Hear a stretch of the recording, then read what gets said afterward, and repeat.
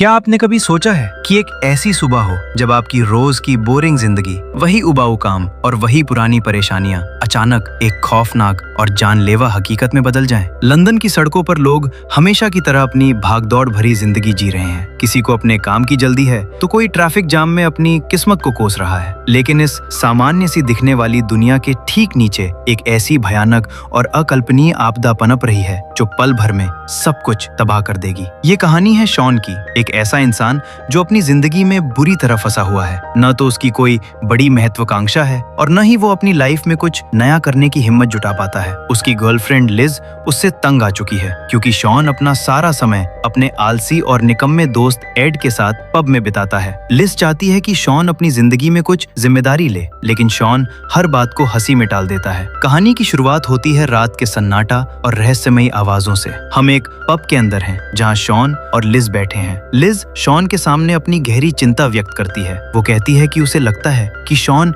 Add के प्रति बहुत ज्यादा जिम्मेदार महसूस करता है, जबकि वे दोनों एक साथ रहते हैं। लिज को एड से कोई सीधी नफरत नहीं है, लेकिन वो कहती है कि एड हमेशा उनके साथ रहता है, जिससे उन्हें कभी अकेले समय बिताने का मौका नहीं मिलता। शॉन इस बात को स्वीकार करता है, लेकिन वो समझ नहीं पाता कि एग्जैसरबेट शब्द का क्या अर्थ होता है। लिज उसे बताती है कि इसका मतलब हालात को और खराब करना होता है। पास ही में एड बैठा है और हॉरर थीम वाली एक फ्रूट मशीन खेल रहा है, जिससे अजीबोगरीब डरावनी आवाजें निकल रही हैं। एड लिज से पूछता है कि क्या वे ड्रिंक लेना चाहते हैं, जिसे लिज और उसके दोस्त डेविड और डायन मना कर देते हैं। डेविड और डायन भी वहीं बैठे हैं और लिज को लगता है कि शॉन और उसके दोस्तों के बीच कुछ भी सही नहीं चल रहा है। लिज शॉन से कहती है कि वो 29 साल की हो चुकी है और वो अपनी जिंदगी में कुछ नया करना चाहती है, कुछ रोमांचक अनुभव करना चाहती है। वो चाहती है कि शॉन भी इस बदलाव का हिस्सा बने, लेकिन शॉन हर बात को टाल देता है और कहता है कि वो कल रात के खाने के लिए एक अच्छी सी फिश रेस्टोरेंट में टेबल बुक करेगा। शॉन लिज को समझाता है कि वो सब कुछ बदल देगा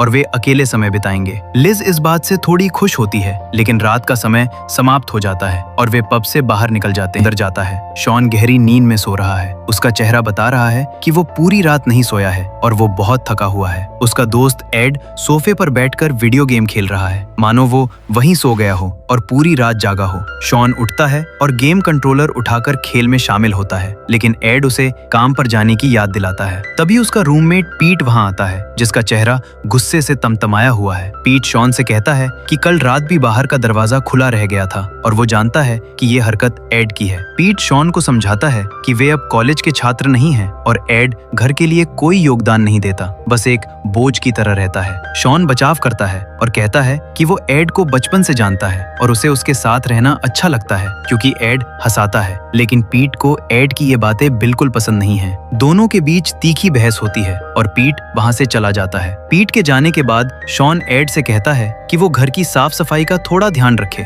लेकिन एड अपनी ही दुनिया में मस्त रहता है और शॉन के साथ मजाक करता है। शॉन परेशान होकर घर से बाहर निकलता है। रास्ते में एक बच्चा उसे फुटबॉल मारता है और शॉन उसे वापस किक कर देता है। वो न्यूज़पेपर की दुकान पर जाता है। वहाँ का दुकानदार नेल्सन गायब है। शॉन को अखबार की सुर्खियों पर नजर पड़ती है। जीएम फसलों पर आरोप, अज्ञात शत विक्षत और सुपर फ्लू। शॉन को कुछ अजीब लगता है, लेकिन वो इसे नजरअंदाज कर देता है। जब शॉन अपने काम पर पहुंचता है तो इलेक्ट्रिकल स्टोर में सभी कर्मचारी बहुत सुस्त और थके हुए हैं। शॉन आज का इंचार्ज है क्योंकि उसका बॉस मिस्टर स्लोमन बीमार है। शॉन टीम के सदस्यों को काम बांटने की कोशिश करता है। नोएल, जो कि एक युवा कर्मचारी है, फोन पर बात कर रहा है और शॉन का मजाक उड़ाता है। शॉन और नोएल के बीच बहस होती है। शॉन समझाता है कि उसे अपनी जिंदगी से कुछ करना है। तभी नोएल शॉन की जेब की तरफ इशारा करता है और कहता है कि उसकी पेन से स्याही लीक हो गई है और उसके कपड़े पर लाल रंग लग गया है। काम के दौरान शॉन टीवी सेट पर न्यूज चैनल चलाता है। स्क्रीन पर अचानक अजीबोगरीब खबरें और आपातकालीन ट्रकों के काफिले दिखाई देते हैं। तभी उसका सौतेला पिता फिलिप स्टोर में आता है। फिलिप शॉन को याद दिलाता है कि कल उसकी अपनी माँ से मिलने की बारी है और वो ये भी कहता है कि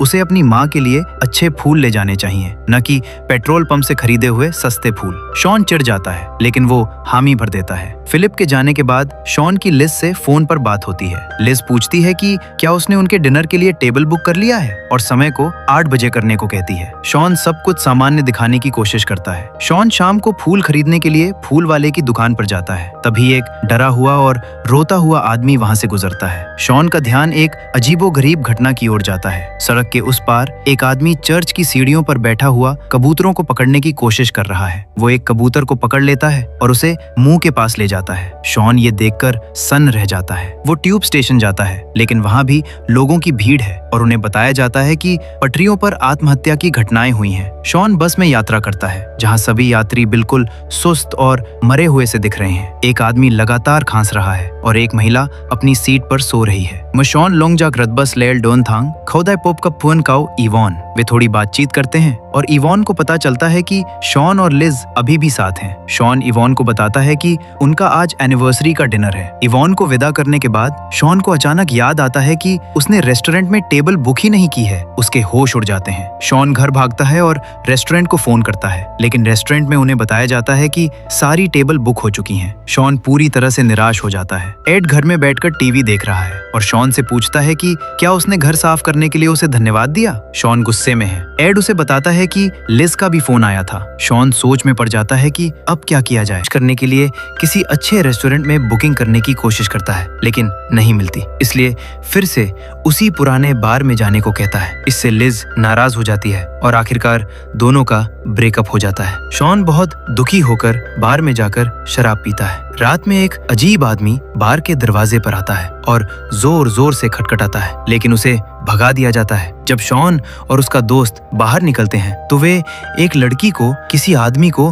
काटते हुए देखते हैं, लेकिन उसे मजाक समझकर नजरअंदाज कर देते हैं। अगले दिन शॉन जब बाहर जाता है तो चारों तरफ लाशें और खून दिखता है, लेकिन वो ध्यान नहीं देता। घर आने पर टीवी में ब्रेकिंग न्यूज चल रही होती है कि ज़ॉम्बी लोगों पर हमला कर रहे हैं। तभी उनके गार्डन में एक अजीब लड़की आती है। जो वो अपने घर के बगीचे में जाता है। अचानक उसे बगीचे में कोई अजीब आवाज सुनाई देती है। जब वो बाहर देखने जाता है तो उसे अपनी गर्लफ्रेंड लिज के बारे में सोचकर और भी गुस्सा आता है, लेकिन तभी अंधेरे और धुंधले बगीचे में उसे एक औरत दिखाई देती है जो डगमगाते हुए उसके घर की तरफ आ रही है। वो महिला कोई और नहीं बल्कि उसकी पड़ोसन है, लेकिन उसकी चाल और आवाज इंसानों जैसी नहीं है। जब शॉन उसके करीब जाता है तो वो उसके ऊपर झपट पड़ती है। शॉन खुद को बचाने के लिए उसे जोर से धक्का देता है और वो लोहे के खंबे पर गिर जाती है। शॉन उस महिला को लोहे के खंबे पर गिरा हुआ देखकर स्तब्ध रह जाता है। उसके हाथ कांप रहे हैं और उसके पैरों तले जमीन खिसक गई है। वो क्या करती है। तब उन्हें एहसास होता है कि कुछ बहुत खतरनाक हो रहा है। टीवी पर बताया जाता है कि ज़ॉम्बी को मारने के लिए उनके सिर पर वार करना होगा। शॉन और उसका दोस्त मिलकर कुछ ज़ॉम्बी को मारते हैं। फिर शॉन की माँ का फोन आता है कि उसके घर पर भी हमला हो रहा है और उसके सौतेले पिता को काट लिया गया है। शॉन अपनी माँ को बचाने का फैसला करता है, भले ही टीवी पर चेतावनी दी जा रही हो कि घर से बाहर न निकले। वे कार चुराकर उसकी माँ के घर जाते हैं। वहाँ उसकी माँ सुरक्षित होती है, लेकिन उसके सौतेले पिता की हालत खराब होती है और वो बाद में ज़ॉम्बी बन जाता है। फिर वे लिज और उसके दोस्तों को बचाने जाते हैं और सभी को लेकर शॉन के पसंदीदा बार की तरफ जाते हैं। रास्ते में शॉन के सौतेले पिता मर जाते हैं और ज़ॉम्बी बन जाते हैं, जिससे सब डर जाते हैं। बार के बाहर बहुत सारे ज़ॉम्बी होते हैं, इसलिए वे खुद को ज़ॉम्बी जैसा दिखाकर अंदर घुसने की कोशिश करते हैं और सफल भी हो जाते हैं, लेकिन अंदर फंस जाते हैं। शॉन का दोस्त गलती से फोन और म्यूजिक चला देता है, जिससे